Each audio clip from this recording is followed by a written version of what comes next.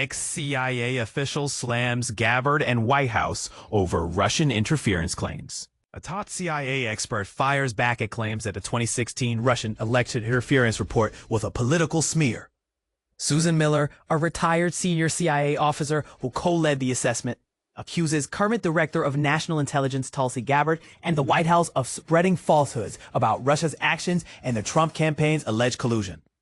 The White House and DNI Gabbard are flat out lying about our findings, Miller declares. Our intelligence showed Moscow aimed to install Trump as president, but here's the kicker. We found zero signs of a secret partnership between Trump's team and Russian operatives. This explosive comment comes days after Gabbard declassified a 2020 Republican House Intelligence Committee report claiming the evidence supporting Russian favoritism toward Trump was insufficient.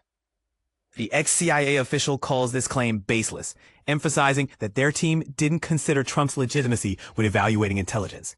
Here's where the situation gets even more controversial. 1. The FBI's last-minute dossier drama. Miller reveals then FBI Director James Comey insisted on adding the unverified Steele dossier to the assessment, even after intelligence agencies resisted. The CIA reluctantly included it in an appendix with a disclaimer, conceding they couldn't verify its claims about Trump's alleged Russian ties. 2. Political domestic warrant. News in the 2017 briefing to Trump included explicit acknowledgement of his election victory, but Gabbard never mentioned this in her public statements. 3. Internal backlash. Miller recounts how Trump's administration investigated her for anti-Republican bias, though she's a registered Republican. A special counsel probe led by John Durham eventually cleared her, but not before leaving a legal cloud. The Office of the Director of National Intelligence dismissed Miller's account, pointing readers to the Republican House report. But here's the credibility clash. Republicans claim the Obama-era assessment was flawed and politically motivated. Democrats and a bipartisan Senate report endorsed the findings. Miller insists the unclassified evidence speaks for itself. White House spokesperson Davis Ingle doubled down, framing the declassification as exposing an Obama-led hoax. Obama's team called Gabbard's allegations ridiculous and a distraction from real issues. So why does this matter 9 years later? Miller suggests Vladimir Putin himself is raising a glass to the chaos this debate continues to stoke. The core question remains, did Russian interference successfully sway voters? Miller makes it clear, you'd have to poll every Trump voter to prove that. Leading you to ponder, what's your take on this political firestorm? Do you believe the White House is distorting history, or is Miller sticking to a discredited narrative? Sound off in the comments below.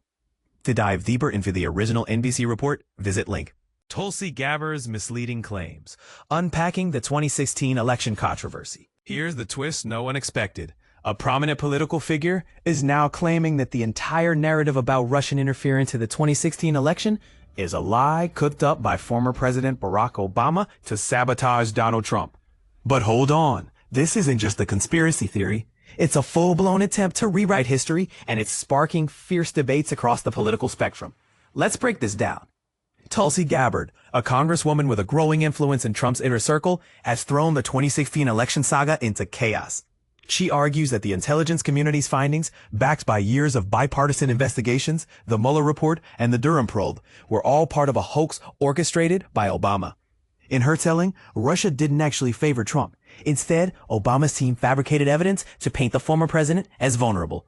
Trump, unsurprisingly, has wholeheartedly embraced this narrative, even suggesting Obama could be guilty of treason, a charge that carries the death penalty. Yet there's no credible evidence supporting these claims, and Obama has flatly denied them.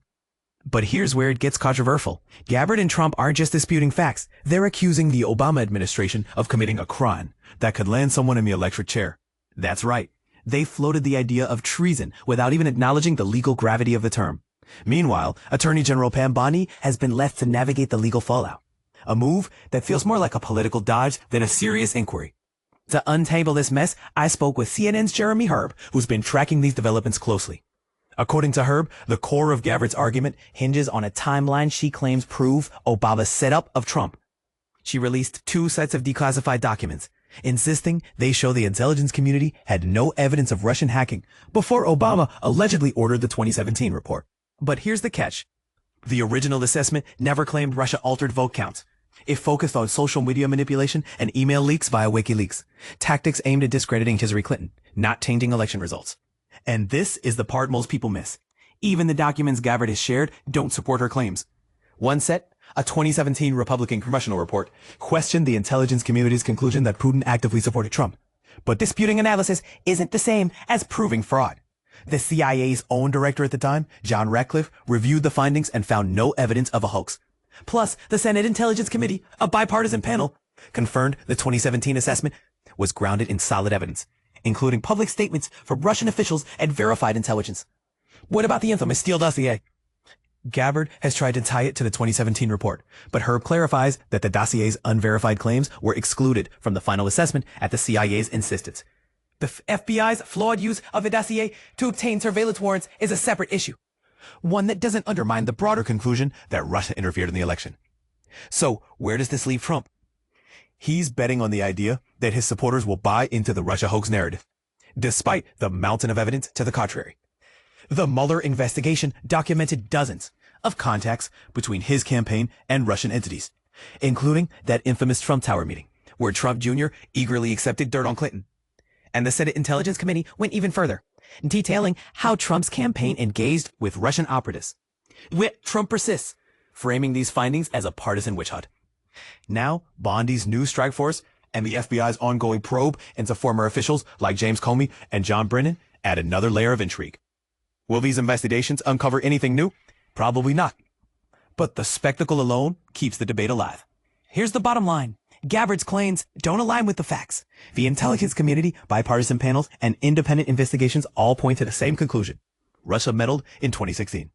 What's truly controversial is how easily some are willing to dismiss this consensus in favor of a narrative that serves political convenience. So what do you think? Is Gabbard's version of events a bold challenge to the status quo, or a dangerous distortion of history? Drop your thoughts in the comments below. Let's keep the conversation going.